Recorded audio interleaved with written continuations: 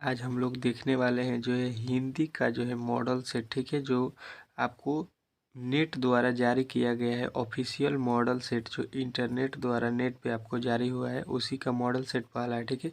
इसमें आपको पाँच पाँच सेट दिया गया है, ठीक है। हिंदी का 5 सेट है, 5 सेट मैथ का है, 5 सेट फिजिक्स का, 5 सेट केमिस्ट्री का, इंग्लिश का, बायोलॉजी का, मतलब सभी का 5-5 सेट है। तो 5-5 सेटों का अगर आप कंप्लीट कर लेते हैं, रट लेते हैं, बना लेते हैं, तो आपको 70% प्रश्न जो है इसी से आएगा, क्योंकि ये बिहार बोर्ड के ऑफिशियल वेबसाइट से जो है आपको दिया जा रहा है, ठीक है। तो इसी से प्रश्न आपको पूछे जाएंगे, तो इसको रट लीजिए, ठीक है, रट लीजिए, क्योंकि बहुत ही इंपॉर्टेंट प्रश्न इसमें दिया गया है। 7 फरवरी का जो है हिंदी का वायरल पेपर ही समझ लीजिए इसको, कि इसमें से जब सारे प्रश्न लड़ रहे हैं तो वायरल प्रश्न पेपर ही मान लीजिए और इसको रट लीजिए, ठीक है। तो यहाँ पे जो है आप लोग 12th का फाइनल पेपर जो है 24 में जिन जिन को देना है, तो प्लीज़ चैनल को सब्सक्राइब करें और वीडियो को एक बार शेयर ज़रूर कर दीजिएगा, ठीक है। चलिए, यहाँ पे आपका हिंदी का जो है मॉडल सेट आपका सॉल्यूशन करने वाले हैं, ठीक है। पहले ऑब्जेक्टिव को सॉल्यूशन करेंगे, फिर इसका सब्जेक्टिव भी हम लोग सॉल्व करेंगे, ठीक है। कह रहे हैं मॉडल पेपर पहला कि खंड अ में वस्तुनिष्ठ प्रश्न है, ठीक है। कितना, तो 100 ठो वस्तुनिष्ठ प्रश्न दिया गया है, जिसमें से आपको 100 प्रश्नों में से केवल 50 प्रश्नों का ही उत्तर आपको देना है केवल, ठीक है। 50 को छोड़ देना है। तो यहाँ पे हम लोग 100 में 100 प्रश्नों को कंप्लीट करेंगे, ठीक है।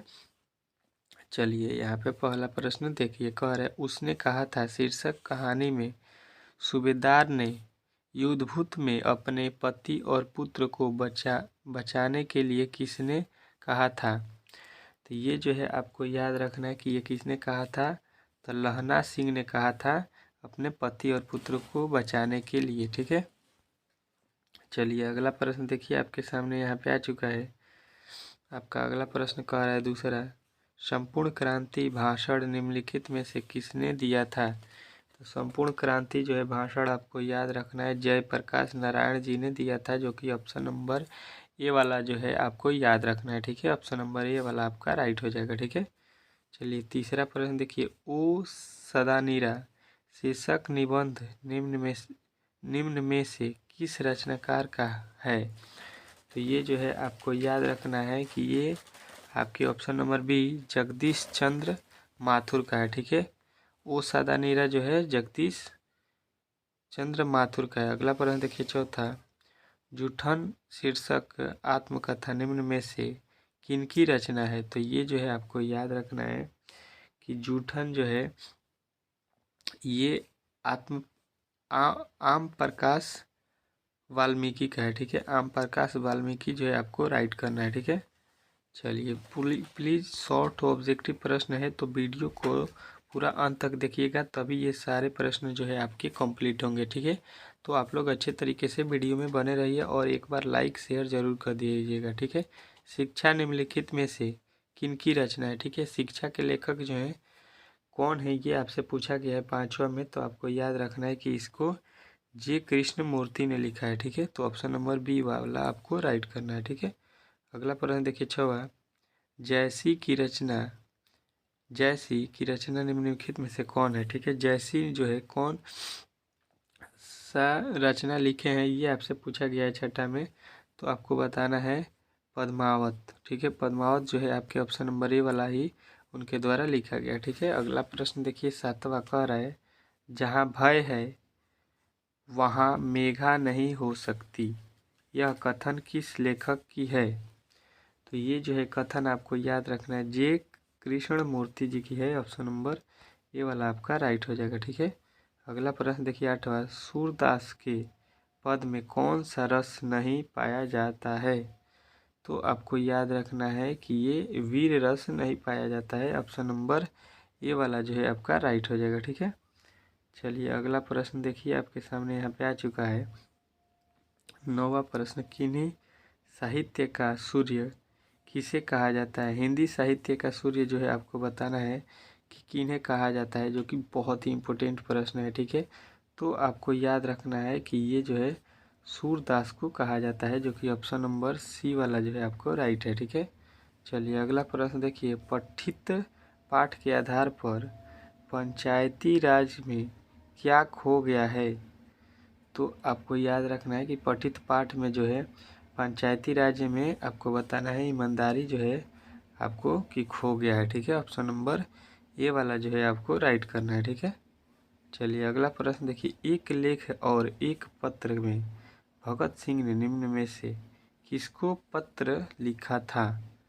ये जो है आपको याद रखना है कि ये सुखदेव के लिए लिखा था, जो कि ऑप्शन नंबर ए वाला जो है आपको राइट है। ठीक है, चलिए अगला प्रश्न देखिए, जयशंकर प्रसाद की नाटकीयकृत निम्न में से कौन है? ठीक है, तो जयशंकर प्रसाद की जो है आपको याद रखना है ये ध्रुव स्वामिनी जो है आपका लिखा गया है जयप्रकाश के द्वारा। ठीक है, चलिए अगला प्रश्न देखिए, कह रहा है 13 तार सप्तक का प्रकाशन वर्ष है।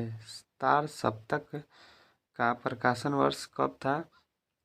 तो ये आपको बताना है 1943 ईस्वी। ठीक है, ऑप्शन नंबर ये जो है आपका राइट हो जाएगा। ठीक है, अगला प्रश्न देखिए, कह रहे सुभद्रा कुमारी चौहान के पिता निम्न में से कौन है?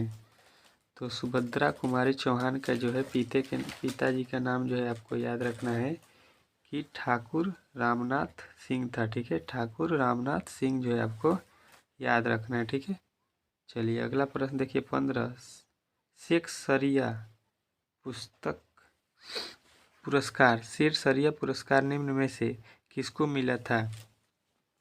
तो ये आपको याद रखना है सुभद्रा कुमारी चौहान को मिला था। ठीक है, ऑप्शन नंबर ये जो है आपका राइट हो जाएगा। ठीक है, चलिए अगला प्रश्न देखिए, 16 अर्धनारीश्वर हिंदी साहित्य की कौन विधा है? तो ये जो है आपको याद रखना है कि ये एक निबंध है। ठीक है, ऑप्शन नंबर बी ये जो है आपका राइट है। ठीक है, चलिए अगला प्रश्न देखिए, कह रहा है 17 सूरज स्मृति शीर्षक रचना की कौन विधा है? तो ये जो है आपको याद रखना है कि एक लोकगीत है। ठीक है, लोकगीत, जो कि ऑप्शन नंबर सी वाला आपका राइट हो जाएगा। ठीक है, अगला प्रश्न देखिए, 18 चंद्रधर शर्मा गुलेरी का जन्म स्थान कहाँ है?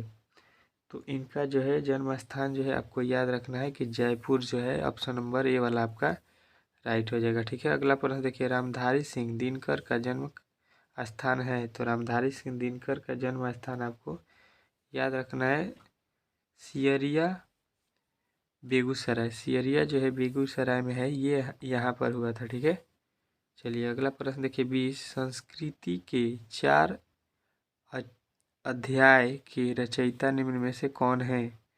तो आपको याद रखना है कि उसके रचयिता जो हैं आपको याद रखना है रामधारी सिंह दिनकर है। ठीक है, संस्कृति के 4 अध्याय जो है रामधारी सिंह दिनकर द्वारा लिखा गया है। ठीक है, तो ऑप्शन नंबर जो है आपको सी जो है याद रखना है। ठीक है, अगला प्रश्न देखिए, 21 अगे का जन्म स्थान कहाँ है? तो अगे का जो है जन्म स्थान आपको याद रखना है कि कहाँ पे है, तो लमही वाराणसी। ठीक है, लमही वाराणसी के हैं। ठीक है, आगे अगला प्रश्न देखिए आपके सामने आ चुका है, जगदीश चंद्र माथुर का जन्म स्थान कहाँ है? ठीक है, तो जगदीश जो है चंद्र माथुर का जन्म स्थान आपको याद रखना है कि शाहजहाँपुर उत्तर प्रदेश में है। ठीक है, ऑप्शन नंबर ए वाला आपको राइट करना है। ठीक है, अगला प्रश्न देखिए, मोहन राकेश के बचपन का नाम क्या था? तो मोहन राकेश के बचपन का नाम आपको याद रखना है मदन मोहन गुगलाना। ठीक है, गुगलाना जो है इनका नाम था। चलिए अगला प्रश्न देखिए, 24 कह रहा है, रामधारी सिंह दिनकर को उनकी किस कृति पर भारतीय ज्ञानपीठ पुरस्कार मिला था? तो वो आपको याद रखना है कि उनको उर्वशी के लिए ज्ञानपीठ पुरस्कार मिला था। ठीक है, चलिए अगला प्रश्न देखिए, हिंदी कहानी के विकास में मील का पत्थर निम्नलिखित में से कौन कहानी है? ठीक है, तो मील का जो है पत्थर आपको बताना है। तो आपको याद रखना है कि मील का पत्थर जो है ये उसने कहा है। ठीक है, चलिए अगला प्रश्न देखिए, 26 नंबर, हजारा सिंह किस कहानी का पात्र है? ठीक है, हजारा सिंह जो है किस कहानी के पात्र है? तो उसने कहा था, जो कि ऑप्शन नंबर डी वाला आपका राइट हो जाएगा। ठीक है, अगला प्रश्न देखिए, कल देखते नहीं यह रेशम से कढ़ा हुआ सालू। यह उपयुक्त पंक्तियाँ जो है किस पाठ से लिया गया है, ये जो है लिखा गया है। तो जो लोग भी किताब को पढ़े होंगे उनको मालूम होगा कि ये पंक्तियाँ जो है उसने कहा था में आया है। ठीक है, ऑप्शन नंबर ये वाला जो है आपका राइट है। ठीक है, अगला प्रश्न कह रहा है महेश्वर किस कहानी के पात्र हैं। ठीक है, महेश्वर जो है ये किस कहानी के पात्र हैं, तो आपको बताना है रोज के। ठीक है, रोज जो है आपके ऑप्शन नंबर ये वाला ही आपका राइट है। ठीक है, अगला प्रश्न कह रहा है कुंती किस एकांकी का पात्र है।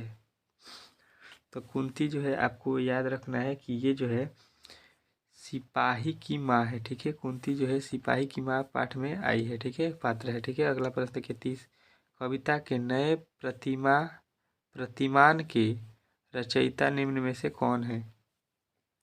तो ये आपको याद रखना है कि ये option number C Namvar Singh, जो कि ऑप्शन नंबर सी वाला आपका राइट हो जाएगा। ठीक है, चलिए अगला प्रश्न देखिए, कह रहा है सच है जब तक मनुष्य बोलता नहीं तब तक उसका गुण दोष प्रकट नहीं होता है। यह उपयुक्त पंक्ति जो है किस पाठ से लिया गया है, किस पाठ का है, तो आपको बताना है बातचीत पाठ में ये पंक्तियाँ लिखी गई है। ठीक है, अगला प्रश्न देखिए 22 डॉक्टर अंबेडकर राष्ट्रीय पुरस्कार निम्नलिखित में से किनको मिला है। तो डॉक्टर अंबेडकर पुरस्कार जो है आपको याद रखना है ये जो मिला है ओम प्रकाश वाल्मीकि जी को मिला है। ठीक है, ऑप्शन नंबर ये वाला आपको राइट है। ठीक है, अगला प्रश्न देखिए कह रहा है इनसे ये न कराओ भूख, यहाँ पे भरना है भूखे रह जाएंगे, इन्हें इस गंदगी में न घसीटो। यह उपयुक्त पंक्ति शीर्षक कहाँ से लिया गया है, ये आपसे पूछ रहा है। ठीक है, ये पंक्ति जो है किस पाठ का है,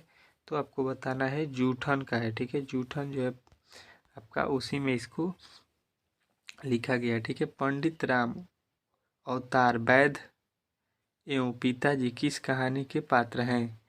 तो ये जो है आपको याद रखना है कि तिरिछ जो है तिरिछ आपका उसी पाठ के ये पात्र हैं दोनों।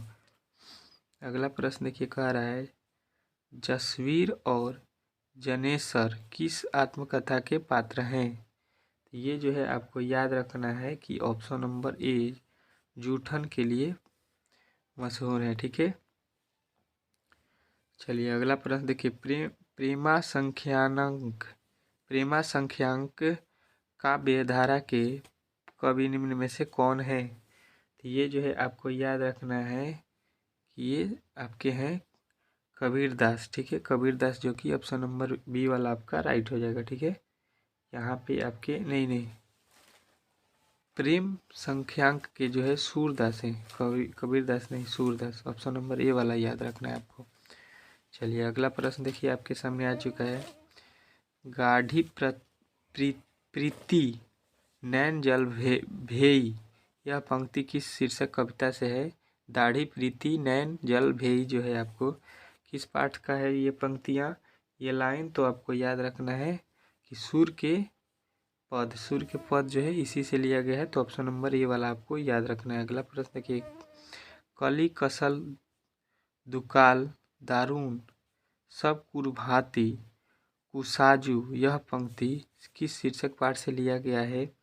तो आपको याद रखना है कि ये पंक्तियाँ जो है तुलसी के पद से लिए गए हैं। ठीक है, तुलसी के पद जो कि ऑप्शन नंबर ए वाला आपका राइट हो जाएगा। अगला प्रश्न कह रहा है डरा हुआ मन बेमन जिसका बाजा रोज बजाता है, यह पंक्ति किस शीर्षक पाठ से लिया गया है।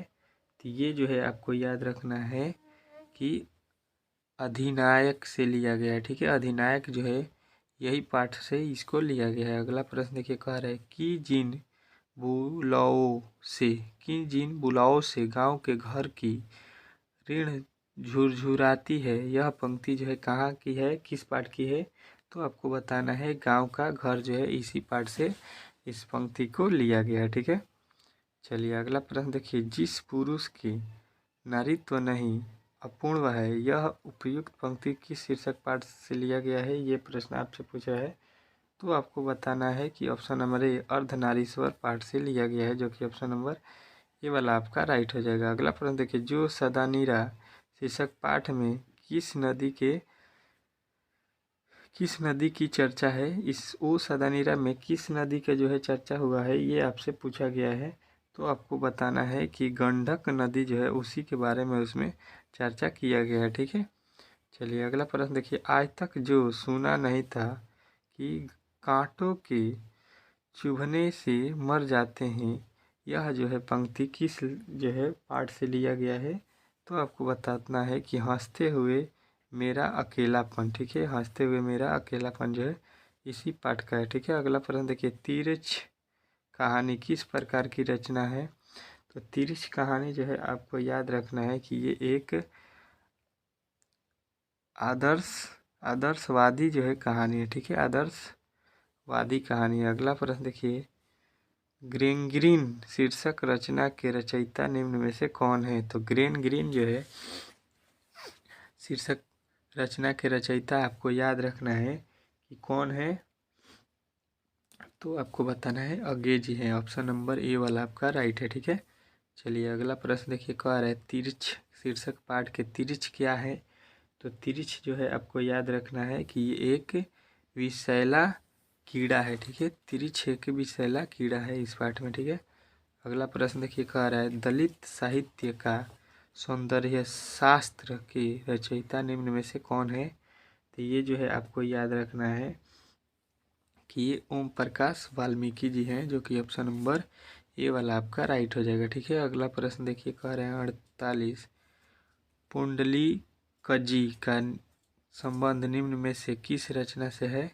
तो पुंडलीकजी का जो है संबंध आपको याद रखना है कि ये जो है आपका ओ सादानीरा से है। ठीक है, ओ सादानीरा, जो कि ऑप्शन नंबर बी वाला आपका राइट हो जाएगा। अगला प्रश्न देखिए। सिपाही की माँ एकांकी में निम्न में से कौन पात्रा नहीं है? ठीक है, तो इसमें कौन उसमें पात्रा नहीं है सिपाही की माँ में, ये आपसे पूछा गया है। तो आपको याद रखना है मालती जो है इस पाठ की पात्रा नहीं है। ठीक है, उस पाठ की नहीं है। ठीक है, उन दिनों गांव में मरने वाले पशुओं की उठाने का काम भी चूहड़ों के जिम्मे था।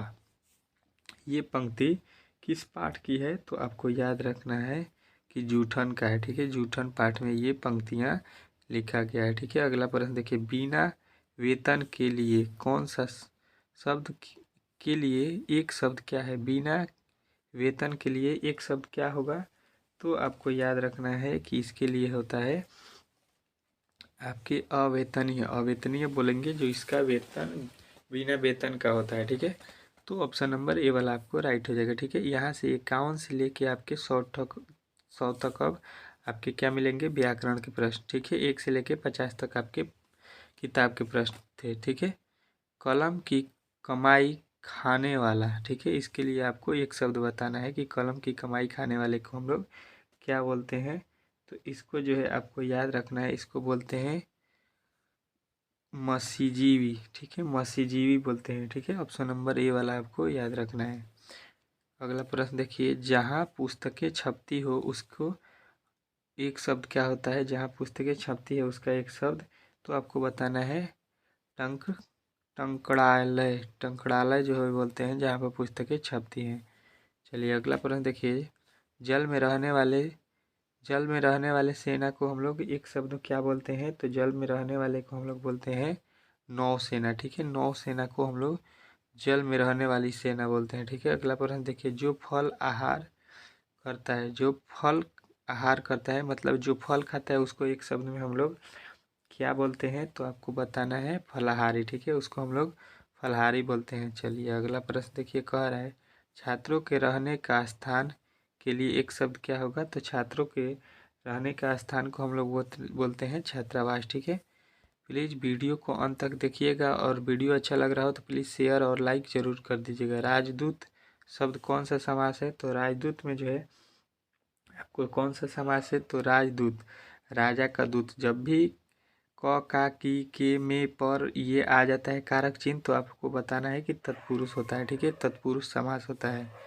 चलिए अगला प्रश्न देखिए। यथाशक्ति शब्द में कौन सा समास है? तो जब भी यथा, प्रति, भर, पेट, जब भी ये उपसर्ग लगा हुआ आ जाए तो आपको बताना है कि ये जो है अव्ययी भाव समास होता है। ठीक है, चलिए अगला प्रश्न देखिए आपके सामने आ चुका है। कह रहा है भला बुरा शब्द कौन सा समास है।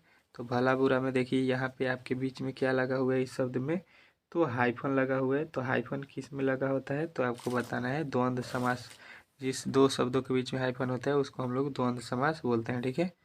चलिए अगला प्रश्न देखिए आपके सामने यहाँ पे आ चुका है। कह रहा है दोपहर शब्द में कौन सा समास है। तो दोपहर देखिए यहाँ पे दो जो है संख्यावाचक को दर्शा रहा है, तो संख्या जो है आपके आते हैं द्विगु में, तो ऑप्शन नंबर बी वाला आपको लगाना है, ठीक है। अगला प्रश्न देखिए माँ बाप शब्द में कौन सा समास है। तो यहाँ पे देखिए फिर आपके बीच में हाइफन आए हैं, तो ये आपको सीधा बताना है कि द्वंद्व समास होता है। द्वंद्व में हाइफन और द्विगु में संख्या होता है पहला वर्ड, ठीक है। चलिए अगला प्रश्न देखिए चतुरानन शब्द में कौन सा समास है। तो चतुरानन जो है आपको याद रखना है कि चतुरानन जो होता है ये बहुब्रीहि समास होता है, ठीक है। चतुरानन मतलब होता है जिसकी चार भुजा होती है, ठीक है। तो चार भुजा वाला कौन है तो विष्णु जी हैं, उनको हम लोग चतुरानन बोलेंगे तो बहुब्रीहि समास हो जाएंगे, ठीक है। बोलेंगे कुछ और उसका मतलब कुछ और लिख लेगा तो बहुब्रीहि होता है, ठीक है। बुढ़ापा शब्द कौन सी संज्ञा है। तो बुढ़ापा जो है इसका हम लोग भाव करके ही बता सकते हैं, तो ये भाववाचक होता है, ठीक है। बुढ़ापा का जो है आपको भाव करना पड़ता है कि ये जो है बुढ़ापे हैं, ठीक है। पाटलिपुत्र शब्द कौन सी संज्ञा है। तो पाटलिपुत्र जो है ये जो है आपको एक, ये आपके जो हो जाएंगे पाटलिपुत्र एक जगह का नाम है, तो व्यक्तिवाचक आपको लगाना है, ठीक है। व्यक्तिवाचक पाटलिपुत्र होगा, ठीक है। चलिए अगला प्रश्न देखिए आपके सामने यहाँ पे आ चुका है।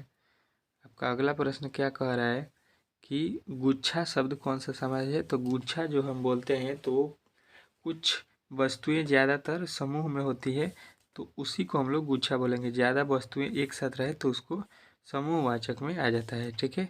चीनी शब्द कौन सी संज्ञा है। तो जिसको मापा या तौला जाए परंतु गिना ना जा सके, तो चीनी को हम लोग गिन नहीं सकते, उसको क्या बोलेंगे। तो आपको पहले से मालूम होगा कि द्रव्यवाचक संज्ञा बोलते हैं, ठीक है। ऑप्शन नंबर सी वाला आपका राइट हो जाएगा, ठीक है। अगला प्रश्न देखिए निम्नलिखित में से शुद्ध शब्द कौन सा है, ठीक है। तो शुद्ध जो है आपको बताना है, तो शुद्ध शब्द आपका कौन सा हो जाएगा। तो आशीर्वाद देखिए आपके एकदम अच्छे तरीके से एकदम शुद्ध लिखा गया है, ठीक है। अगला प्रश्न देखिए कह रहे हैं निम्न में से शुद्ध शब्द कौन सा है। तो आपको यहाँ पे आपका शुद्ध शब्द एकदम क्यों लिखा है, प्रशंसा जो है आपकी ऑप्शन नंबर ए वाला आपका राइट है, ठीक है। प्रशंसा ऑप्शन नंबर ए में शुद्ध लिखा गया है। चलिए अगला प्रश्न देखिए आपके सामने यहाँ पे आ चुका है। कह रहा है इतिहास शब्द का विशेषण रूप क्या होगा। तो इस इतिहास का विशेषण रूप होता है ऐतिहासिक, ठीक है। ऑप्शन नंबर ए आपको बताना है, ठीक है। अगला प्रश्न देखिए कह रहा है लोक शब्द का विशेषण क्या होगा। लोक का जो है विशेषण रूप बनाइएगा तो आपका क्या हो जाएगा, तो आपको बताना है लौकिक, लौकिक, ठीक है। लोक का क्या होगा लौकिक विशेषण रूप हो जाएगा, ठीक है। अगला प्रश्न देखिए कह रहा है भारत का विशेषण क्या है। तो भारत का जो है विशेषण आपको याद रखना है कि भारतीय होता है, ठीक है। भारतीय जो है आपको याद रखना है, ठीक है। भारतीय यहाँ पे लिखा गया है, ये भारतीय नहीं लिखा है, ठीक है। तो ऑप्शन नंबर सी वाला आपको याद रखना है, ठीक है। भारतीय नहीं, भारतीय यहाँ पे लिखा है, ये सही सही है, यहाँ पे ये गलत है, ठीक है। यहाँ पे गलती हो गया हमको देखने में, ठीक है। चलिए अगला प्रश्न देखिए खून पसीना एक करना मुहावरे का अर्थ क्या होता है।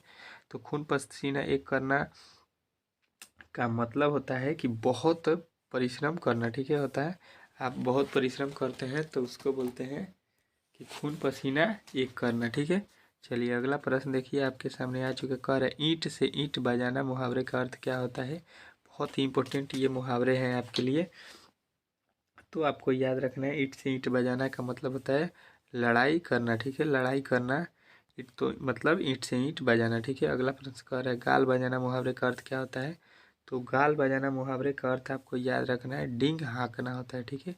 डींग हाँकना मतलब गाल बजाना आपको याद रखना है, ठीक है।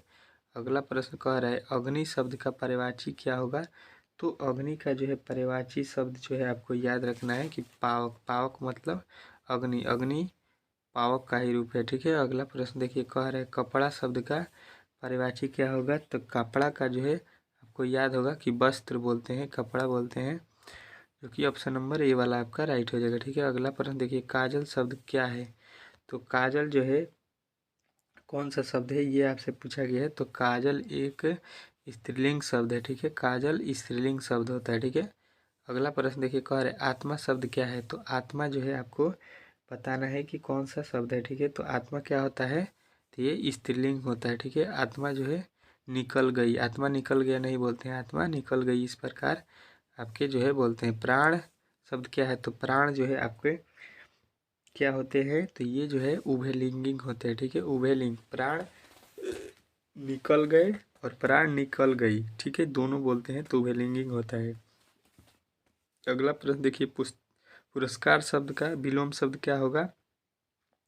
तो जो है आपको पुरस्कार का होता है दंड, ठीक है। पुरस्कार शब्द का विलोम शब्द हमको बताना है तो दंड बताएंगे, ठीक है। अगला प्रश्न देखिए, कह रहे अनुराग शब्द का विलोम शब्द क्या होगा। तो अनुराग का जो है आपको मालूम होगा कि विराग होता है, जो कि ऑप्शन नंबर ए वाला आपका राइट है, ठीक है। अगला प्रश्न देखिए आपके सामने आ चुका है, कृपा शब्द का विलोम शब्द क्या होगा। तो कृपा का जो है विलोम शब्द जब करिएगा तो आपको आ जाएगा क्या, क्रोप, ठीक है। कृपा का क्रोप होता है, ठीक है। चलिए अगला प्रश्न देखिए, कह रहा है गणतंत्र शब्द का विलोम शब्द क्या होगा। तो गणतंत्र का जो है विलोम शब्द आपको मालूम होगा कि राजतंत्र होता है, ठीक है। ऑप्शन नंबर ये वाला आपका राइट हो जाएगा, ठीक है। अगला प्रश्न देखिए, सकार शब्द का विलोम शब्द क्या होगा। तो सकार का जो है विलोम शब्द आपको याद रखना है निराकार, ठीक है। सकार का निराकार, जो कि ऑप्शन नंबर ए वाला आपका राइट है। अगला प्रश्न देखिए, दक्षिण शब्द का विलोम शब्द क्या होगा। तो दक्षिण शब्द का जो है विलोम शब्द आपको याद रखना है कि उत्तर होता है, ठीक है। दक्षिण का उत्तर होता है, ठीक है। चलिए अगला प्रश्न देखिए, नीलकमल शब्द में कौन सा समास है। तो नीला है कमल जिसका, तो ये आपको कौन सा समास हो जाएगा। तो आपके कर्मधारय समास होता है जी, ठीक है जो के समान जब भी आ जाए, जब भी विग्रह समास विग्रह करें तो आपको कर्मधारय समास बताना है, ठीक है। अगला प्रश्न देखिए, कह रहा है थोड़ा पानी किस विशेषण का जो है उदाहरण है। थोड़ा पानी, तो आपको याद रखना है कि ये जो होता है परिणाम बोधक विशेषण होता है, ठीक है। तो ऑप्शन नंबर आपको सी लगाना है, ठीक है। अगला प्रश्न देखिए, उगनाथ शब्द का संधि विच्छेद करना है। उगनाथ जो है शब्द का संधि विच्छेद करेंगे तो क्या हो जाएगा, उगत प्लस नाथ, ठीक है। उगत प्लस नाथ, जो कि ऑप्शन नंबर ए वाला आपका राइट हो जाएगा। अगला प्रश्न देखिए, विद्यार्थी शब्द का संधि विच्छेद क्या होगा। तो विद्या प्लस जो है आपका क्या हो जाएगा, अर्थी, ठीक है। तो विद्या प्लस अर्थी जो है आपको किस में दिया गया है, तो आपकी ऑप्शन नंबर ए में ही दिया गया है, विद्या प्लस अर्थी, ठीक है। विद्यालय का संधि विच्छेद क्या हो जाएगा, तो विद्या प्लस अर्थी आपको करना है, ठीक है। आर्थी मत कर दीजिएगा, ठीक है, नहीं तो गलती हो जाएगा। अगला प्रश्न देखिए, दिगंबर शब्द का संधि विच्छेद क्या होगा। देखिए द जो है क में चेंज हो जाएगा, वो भी हलंत है, तो दिक प्लस अंबर, जो कि ऑप्शन नंबर बी वाला आपका राइट हो जाएगा, ठीक है। अगला प्रश्न देखिए, 51, मदिरालय शब्द का संधि विच्छेद क्या होगा। तो मदिरालय शब्द का जो है संधि विच्छेद आपको याद रखना है कि क्या होता है, तो मदिरा प्लस आलय, ठीक है। मदिरालय का मदिरा प्लस आलय आपका राइट आंसर होगा। अगला प्रश्न देखिए, अनजान शब्द का अनजान शब्द में उपस्वर्ग क्या है। तो यहाँ पे उपस्वर्ग आगे रहता है, तो जान के पहले क्या लगा है, अन, ठीक है। तो अन जो है आपके उपस्वर्ग हो जाएंगे यहाँ पे, ठीक है। अगला प्रश्न देखिए, कह रहा है पुरातन शब्द का उपस्वर्ग, पुरातन शब्द में उपस्वर्ग क्या है। तो पुरातन में जो है आपको याद रखना है कि उपस्वर्ग जो लगा हुआ है, यहाँ पे तन शब्द है तो उसके आगे लगा है पूरा, ठीक है। ऑप्शन नंबर बी वाला आपका राइट हो जाएगा। अगला प्रश्न देखिए, प्रतिनिधि शब्द का में उपस्वर्ग क्या है। प्रतिनिधि शब्द में उपस्वर्ग जो है आपको याद रखना क्या होता है, तो निधि शब्द हो गया तो उसके आगे क्या लगा है, प्रति, जो कि ऑप्शन नंबर ये वाला आपका राइट हो जाएगा, ठीक है। अगला प्रश्न कह रहा है उपभाषा शब्द में उपस्वर्ग क्या है। तो उपभाषा में जो है, उपभाषा में आपको याद रखना है कि क्या है, उप जो है, उप जो है उपस्वर्ग है, बाकी वहाँ पे शब्द क्या है, भाषा, ठीक है। चलिए अगला प्रश्न देखिए आपके सामने यहाँ पे आ चुका है, कह रहे विशेष शब्द में उपस्वर्ग क्या है। तो विशेष शब्द में जो है उपस्वर्ग जो है आपको याद रखना है कि वी होगा, शेष शब्द हो गया तो उसके आगे क्या लगा है, वी लगा है, ठीक है। अगला प्रश्न देखिए, कह रहे सुकर्म शब्द में उपस्वर्ग क्या है। तो सुकर्म शब्द में जो है आपको बताना है क्या, उपस्वर्ग। तो सु जो है आपका उपस्वर्ग लगा है कर्म के आगे, ठीक है। चलिए अगला प्रश्न देखिए आपके सामने आ चुका है, 58, मैं स्वयं खा लूँ, यह किस सर्वनाम का उदाहरण है। कि मैं स्वयं खा लूँ, तो ये जो है आपको याद रखना है कि निश्चय वाचक है कि मैं स्वयं खा लूँ। ठीक है, चलिए अगला प्रश्न देखिए, कह रहा है बेईमान शब्द में जो है बेईमान शब्द है, बेईमान कौन सा शब्द है ये आपसे पूछा गया है। तो आपको याद रखना है कि बेईमान जो होता है देशज शब्द है। ठीक है, चलिए आज का अंतिम और लास्ट प्रश्न देखिए, इस सेट का कह रहा है लिंग के कितने प्रकार होते हैं। तो लिंग के जो है आपको मालूम होगा कि कितना प्रकार होता है। तो 2 प्रकार होता है, स्त्रीलिंग और पुल्लिंग। ठीक है, तो यहाँ पे जो है आपके हिंदी के पहला सेट जो है कंप्लीट हो चुका है। यहाँ पे आपको 5 सेट जो है हिंदी का करना है। ठीक है, तो पहला सेट यहाँ पे कंप्लीट हो गया है। ठीक है, आशा करता हूँ कि ये वीडियो आपको अच्छे तरीके से समझ में आया होगा। ठीक है, वीडियो अच्छा लगा हो तो प्लीज़ चैनल को सब्सक्राइब करें और वीडियो को लाइक करें। ठीक है, मिलते हैं अगले वीडियो में, तब तक के लिए